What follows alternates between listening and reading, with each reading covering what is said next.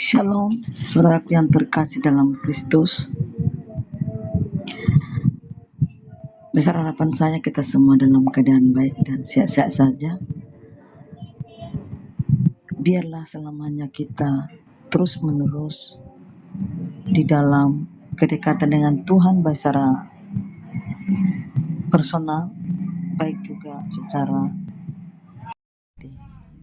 Saudaraku, renungan kita pada saat ini yaitu yang bertemakan selamanya kasih setianya. Mazmur 136 dikatakan demikian, mujizat yang mengagumkan datangnya dari Allah. Langit diciptakan Allah, bumi dan segala isinya pun diciptakan Allah. Israel keluar dari Mesir karena kasih Allah, pun kemenangan Israel atas setiap musuh-musuhnya tak lain hanya karena berkat kasih Allah. Segala perkara baik terjadi semata-mata karena kasih Allah. Kesadaran akan kasih setia Allah yang terus dicurahkannya inilah yang membuat sang pemazmur tak berhenti mengungkapkan syukur. Karena itu lahirlah Mazmur 136 dengan kekhasan adanya penggulangan kalimat yang sama pada setengah bagian terakhir dari setiap ayatnya. Sesungguhnya untuk selama-lamanya kasih setianya. Bukan tanpa makna, sebaliknya pada kalimat itulah inti dari setiap ayat. Ya, isi yang paling mendalam dari perikop ini terletak pada pengakuan tentang kasih Tuhan yang akan selalu ada sampai selama-lamanya. Bahwa kasih setia Tuhan kepada umat akan selalu diulang, selalu diberikannya, dan terus berkelanjutan menembus segala batas waktu, tempat, situasi, dan kondisi. Saudaraku, seperti pemazmur, kita pun semestinya juga memenuhi hati dengan pujian kepada Allah sebagai ungkapan syukur, mengingat karya kasih-Nya yang terus kita terima. Bukan saja berkat secara jasmani, ungkapan syukur juga harus kita menyatakan karena pernyataan kuasa dan hikmat-Nya. Sekalipun adanya jalan Tuhan tak sama dengan keinginan kita. Harus kita yakini bahwa rancangannya menuju damai sejahtera senantiasa. Sebab Allah selalu bertindak atas dasar kasih dalam rangka memelihara umat menuju kepada kehidupan sejati. Oleh sebab itu, saudaraku yang terkasih, kita bersyukur kepada kasih setianya Allah yang menyertai kita. Siapakah kita ini sehingga ada penyertaan Tuhan dalam hidup kita? Tetapi ingat kembali kepada karakter ilahi, sifat ilahi adalah kasih. Kasih itu tidak akan pernah lengkang dari kehidupan Allah, karena Dia adalah kasih. Maka dengan hal ini mari kita belajar kasih setia Allah untuk selama-lamanya. Selama-lamanya kasih setianya bagi kita, maka bersyukur kita kepada Allah, pemilik hidup kita, pencipta langit dan bumi. Marilah kita bersyukur dan memberikan pengagungan pujian kepada Allah yang penuh kasih itu. Memang tidak akan bisa dunia mengerti dan memahami akan hal ini, tetapi kita yang sudah merasakan perjumpaan secara pribadi, merasakan lawatan Tuhan, merasakan penyertaan Tuhan, merasakan zaman Tuhan, maka kitalah yang memang memberikan pengagungan itu karena kasih-Nya untuk selama-lamanya. Mari kita berdoa supaya banyak orang menyadari bahwa Allah itu penuh kasih dan untuk selama-lamanya kasih-Nya bagi yang mengharapkan akan kasih Allah itu. Saudara yang terkasih dalam Tuhan, biarlah kiranya perenungan firman Tuhan dalam Mazmur 136 membuat kita makin melekat, makin mencintai Tuhan, makin memberi diri dalam pelayanan, menyenangkan Tuhan selama kita hidup. Biarlah perenungan ini membuat kita semakin bersemangat. Tuhan Yesus memberkati.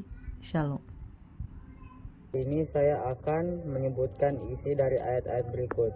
Yang pertama adalah Kejadian 1 ayat 26 sampai 28. Berfirmanlah Allah, baiklah kita menjadikan manusia menurut gambar dan rupa kita, supaya mereka berkuasa atas ikan-ikan di laut dan burung-burung di udara, dan atas ternak dan atas seluruh bumi, dan atas segala binatang melata yang merayap di bumi. Maka alam menciptakan manusia itu menurut gambarnya. Menurut Allah diciptakannya dia laki-laki dan perempuan. Allah memberkati mereka semua. Lalu Allah berfirman kepada mereka, beranak cuculah dan bertambah banyaklah, penuhilah bumi dan taklukkanlah itu. Berkuasalah atas ikan-ikan di laut dan burung-burung di udara, dan atas segala binatang yang merayap di bumi. Yang berikutnya adalah Kejadian 2 ayat 15. Tuhan Allah mengambil manusia itu dan menempatkannya dalam Taman Eden untuk mengusahakan dan memelihara taman itu. Ayat yang ketiga adalah Mazmur 104 ayat 24 sampai 30. Betapa banyak perbuatanmu ya Tuhan, sekaliannya kau jadikan dengan kebijaksanaan, bumi penuh dengan ciptaanmu. Lihatlah laut itu besar dan luas wilayahnya. Di situ bergerak tidak terbilang banyaknya binatang-binatang yang kecil dan besar. Di situ kapal-kapal berlayar dan lewiatan yang telah kau bentuk untuk bermain dengannya. Semuanya menantikan engkau supaya diberikan makanan pada waktunya. Apabila engkau memberikannya, mereka memungutnya. Apabila engkau membuka tanganmu, mereka kenyang oleh kebaikan.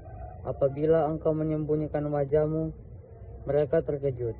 Apabila engkau mengambil roh mereka, mereka mati binasa dan kembali menjadi debu.